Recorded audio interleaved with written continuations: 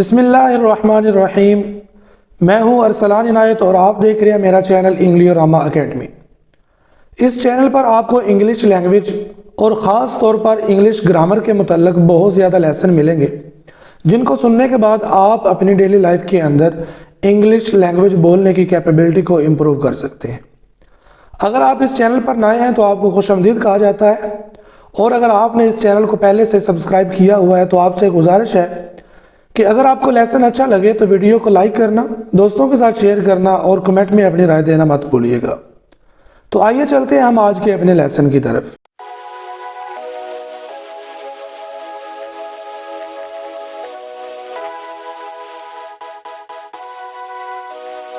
आज के इस लेसन में हम ये डिस्कस करने जा रहे हैं कि past indefinite passive voice tense क्या होता है।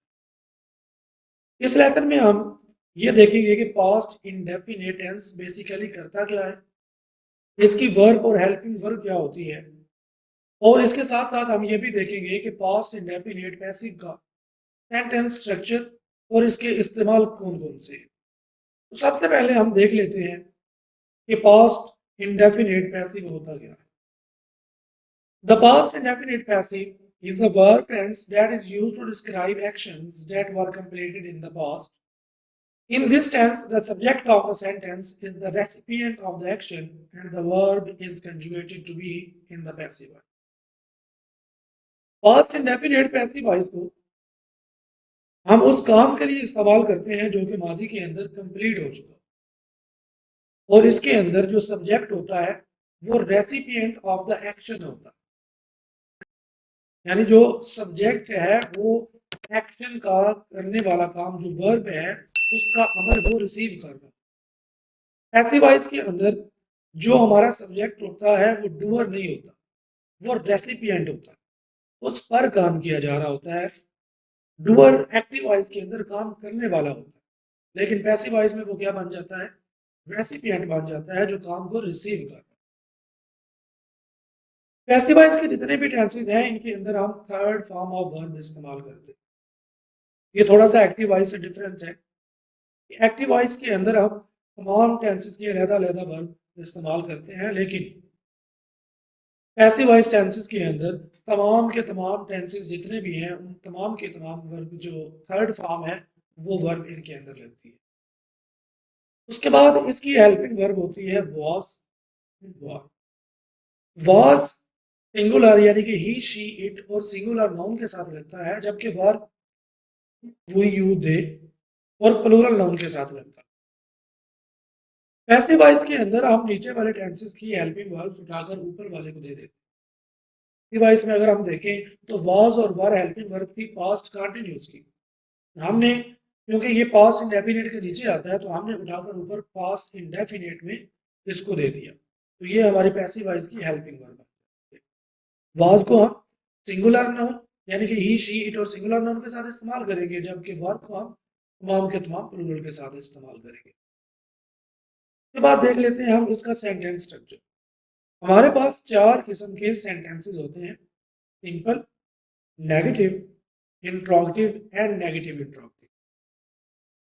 पैसिव वॉइस में सिंपल सेंटेंस बनाने के लिए हम सबसे पहले सब्जेक्ट लगाते हैं, उसके बाद हेल्पिंग वर्ब, उसके बाद वर्ब, और अगर हमने डूअर को शो करना हो, काम करने वाले को शो करना हो, जिसकी वजह से हमारा सब्जेक्ट जो है वो रेसिपिएंट बनता है, तो हम क्या करते हैं, वर्ब के बाद बाई लगाकर अपने एक्टर को लगा देते हैं, परफॉर्मर को लगा देते हैं। तो एक्टर भी कहते हैं, परफॉर्मर भी कहते हैं, तो हम सबसे एंड में इसको लगा देते हैं। जैसे एप्पल इज ईटन बाय मी या एप्पल वाज ईटन बाय मी, ठीक है। तो अगर मैंने ये एक तो स्टेटमेंट ये है कि एप्पल वाज ईटन, एप्पल खाया गया। अगर मैं बताना चाहता हूँ कि किससे खाया गया, किसने खाया, तो फिर हम क्या कहेंगे, एप्पल वाज ईटन बाय मी। अगर हमने नेगेटिव स्टेटमेंट बनानी है तो हम क्या करेंगे, सिंपल सेंटेंस की जो हमारा स्ट्रक्चर है उसके हेल्पिंग वर्ब के बाद हम मस्ट नॉट पुट कर देंगे, तो ये हमारी नेगेटिव स्टेटमेंट बन जाएगी। इन दोनों स्ट्रक्चर के अंदर कोई फर्क नहीं है माँ सिवाय नॉट के। और अगर हमने इंट्रोगेटिव सेंटेंस बनाना हो तो हम क्या करेंगे, हमारा वही सिंपल सेंटेंस वाला स्ट्रक्चर रहेगा, सिर्फ हम इसमें से क्या करेंगे, हेल्पिंग वर्ब को उठाकर शुरू में ले आएंगे और ये हमारा इंट्रोगेटिव यानी कि सवालिया जुमले का सेंटेंस स्ट्रक्चर बन जाएगा। इसमें सबसे पहले हेल्पिंग वर्ब, उसके बाद सब्जेक्ट, फिर वर्ब, फिर बाय एंड सबसे एंड पे यहाँ पे क्या लगेगा, एक्ट, काम करने वाला जो है। नंबर 4 पर हमारे पास आ जाता है नेगेटिव इंट्रोगेटिव सेंटेंस यानी कि मंफी सवालिया जुमला। तो उसके लिए हम क्या करते हैं, सवालिया जुमले के लिए हमने क्या किया, हेल्पिंग वर्ब को उठाकर शुरू में ले आए और इसको नेगेटिव बनाने के लिए हमने सब्जेक्ट के बाद नॉट पुट कर दिया, तो ये हमारा सवालिया मंफी जुमला बन गया। ये सेंटेंस स्ट्रक्चर अगर आप याद कर लेते हैं तो ये पैसिव वॉइस के तमाम टेंसेस के अंदर अप्लाई होता है। इसको अपनी किसी डायरी या नोटबुक के अंदर नोट डाउन कर लें ताकि आपको बाद में भी इसका इस्तेमाल कर सकें। उसके बाद हम एग्जांपल्स देख लेते हैं। हमने हेल्पिंग वर्ब देखी, हमने वर्ब देखी, सेंटेंस स्ट्रक्चर भी देख लिया। एक जुमले के साथ हम इसको समझ भी लेते हैं तीनों चीजों। The letter was delivered yesterday, कल लेटर भेज दिया गया था।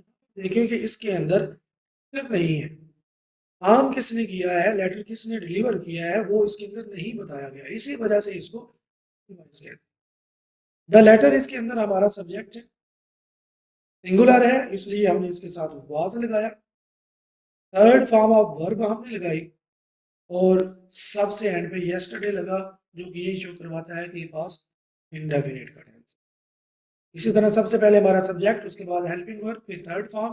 फैक्टर हमारा यहाँ पर नहीं है। अगर मैं ये कहना चाहूँ कि पोस्ट ऑफिस ने कल लेटर जो है वो पोस्ट ऑफिस के जरिए भेज दिया गया था, the letter was delivered by post office yesterday. तो अगर हमने अदारे का नाम भी मेंशन करना है तो फिर हम क्या करेंगे, बाय लगाकर सबसे आखिर में अपना एक्टर लगा देंगे जिससे वो काम। In this sentence the subject is the letter, the verb is was deliver यानी कि हेल्पिंग वर्ब और वर्ब दोनों इकट्ठी हैं। The verb is conjugated in the passive voice which means that the subject receives the action rather than performing it। ये जो letter है ये क्या करता है, एक्शन को परसीव करता है, रिसीव करता है एक्शन को, यानी कि ये एक्शन लेटर के ऊपर अप्लाई किया गया। ये नहीं कहा जाता इसके अंदर कि लेटर ने ये काम किया, क्योंकि वो एक्टिव वॉइस टेंसेस होते हैं जिनके अंदर हम ये। के बाद सेंटेंस स्ट्रक्चर हम डिस्कस कर चुके हैं। एग्जांपल आ गई एक और हमारे पास, the house was clean yesterday, कल घर साफ किया गया था। The cake was baked last week, पिछले हफ्ते केक बनाया गया। इसके अंदर भी वही, सबसे पहले सब्जेक्ट, फिर हेल्पिंग वर्ब, फिर third form of the verb और सबसे आखिर में लास्ट वीक, जो कि ये शो करवाता है कि ये पास्ट इंडेफिनिट का टेंस है। सबसे आखिर में हमारे पास आ जाते हैं कि uses of past indefinite, passive voice के अंदर पास्ट इंडेफिनिट के इस्तेमाल क्या होते हैं। सबसे पहला जो इसका इस्तेमाल है वो ये है, to describe actions that were completed in the past. ये तमाम काम जो माजी के अंदर हुए उनको रिप्रेजेंट करने के लिए हम पास्ट इंडेफिनिट का इस्तेमाल करते हैं। जैसे the garbage was collected yesterday, the garbage was collected yesterday, कि कूड़ा करकट कल इकट्ठा कर लिया गया था। अगर हम इसको नेगेटिव बनाते हैं, the garbage was not collected yesterday, तो ये हमारा नेगेटिव बन जाता है। सेंटेंस स्ट्रक्चर के मुताबिक हम हेल्पिंग वर्ब के बाद क्या करेंगे, नॉट पुट। अगर हमने इसको इंट्रोगेटिव सेंटेंस यानी सवालिया बनाना तो फिर हम क्या करेंगे, हेल्पिंग वर्ब को उठाकर शुरू में ले आएंगे। Was the garbage collected yesterday, क्या कल कूड़ा करकट इकट्ठा किया गया था। ये हमारा क्या होता है, ऐसे तमाम काम जो माजी के अंदर होते हैं उनके लिए हम क्या करते हैं, पास्ट इंडेफिनिट का इस्तेमाल करते हैं। नंबर 2 पर, to describe actions that were performed by unknown or unspecified person or thing in the past। माजी के अंदर ऐसे काम जिनके करने का हमें मालूम ना हो कि वो किया किसने है, उसके लिए भी हम क्या करते हैं, डिवाइस पास्ट इंडेफिनिट का इस्तेमाल करते हैं। जैसे the window was open every morning, हर सुबह अलमारी खोली जाती थी, हर सुबह विंडो खोली जाती थी। तो ये क्या है, ये काम होता था हर सुबह, लेकिन ये नहीं पता था कि करता कौन था इसका, तो इसलिए हमारा डूअर जो है, एक्टर जो है इसके अंदर हम नाउन है, इसलिए हम पैसिव वॉइस का इस्तेमाल करें। नंबर 3 बार जो इसका इस्तेमाल होता है आता है वो है to make the subject of the sentence more prominent और इम्पोर्टेंट। जो सब्जेक्ट ऑफ द सेंटेंस है, अगर हमने उसको मोर प्रोमिनेंट करना है, उसको हम ज्यादा अहमियत देना चाहते हैं, उसके ऊपर एम्फसाइज करना चाहते हैं, तो हम क्या करेंगे, पास्ट इंडेफिनिट पैसिव का इस्तेमाल करेंगे। जैसे the award winning novel was written by young author. Award winning novel जो है वो एक नौजवान मुसन्निफ ने लिखा था। अगर हमने ये कहते हैं a young author road award winning novel, तो ये क्या हो जाएगा कि एक नौजवान ऑथर ने, एक नौजवान मुसन्निफ ने अवार्ड विनिंग नावल लिखा। ये एक्टिव वॉइस टेंस है। हमने क्या करना है, हमने द अवार्ड विनिंग नावल को अहमियत देनी है, इसको हम प्रोमिनेट करना चाहते हैं। किसने लिखा, वो ऑथर कैसा था, कौन था, नाम क्या था, इसको हम अहमियत नहीं देना चाहते, हम नावल को देना चाहते हैं। उसके लिए हम क्या करेंगे, पास्ट इंडेफिनिट पैसिव का इस्तेमाल करेंगे। जिस तरह हमने यहाँ पर इस नावल को, ये पूरे का पूरा हमारा सब्जेक्ट है द अवार्ड विनिंग नावल, ठीक है। उसके बाद helping verb, third form of verb and by लगाकर हमने ओके अपना एक्टर शो किया।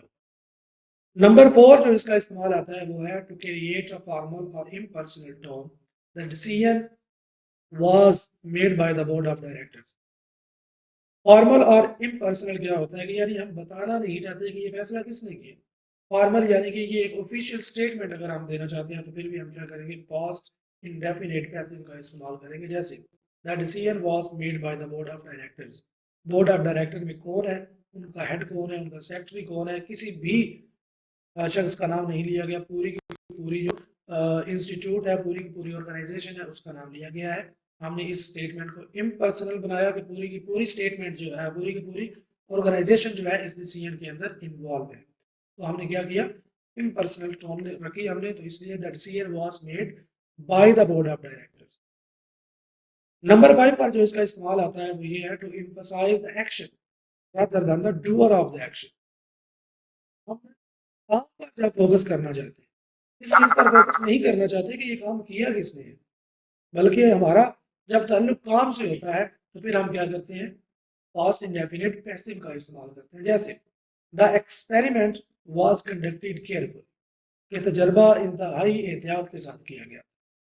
अब यहाँ पर तजर्बे की बात है, काम के ऊपर फोकस किया जा रहा है।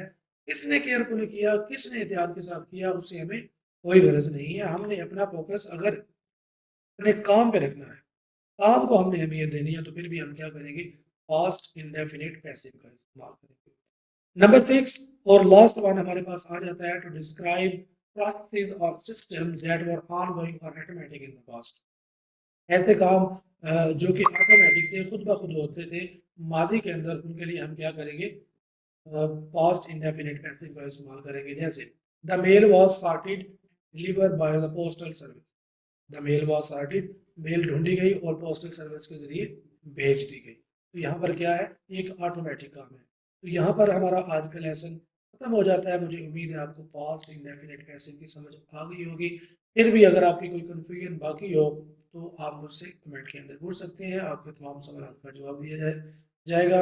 और सबसे आखिर में गुजारिश ये है कि ये हमारा ब्लॉगर है इंग्लिश और अकेडमी के नाम से ही, इसके अंदर आपको फेसबुक, ट्विटर और यूट्यूब के भी लिंक मिल जाएंगे। आप यहाँ पर भी हमें आकर फॉलो कर सकते हैं। जैसे ही आप ब्लॉग ओपन करेंगे तो आपकी राइट अपर कॉर्नर के अंदर आपको फेसबुक और यूट्यूब का दोनों का लिंक मिल रहा है, यहाँ पर भी आपको मिल जाएगा। तो हमें गूगल के ऊपर भी फॉलो करें। यहाँ पर आपको अपनी असाइनमेंट्स, अपनी प्रेजेंटेशंस और बाकी किसी भी मकसद के लिए अगर आपने कोई असाइनमेंट बनानी है तो आपको यहाँ से मवाद मिल जाएगा। तो दीजिए इजाज़त, मिलते हैं आपको अगले लेसन के साथ।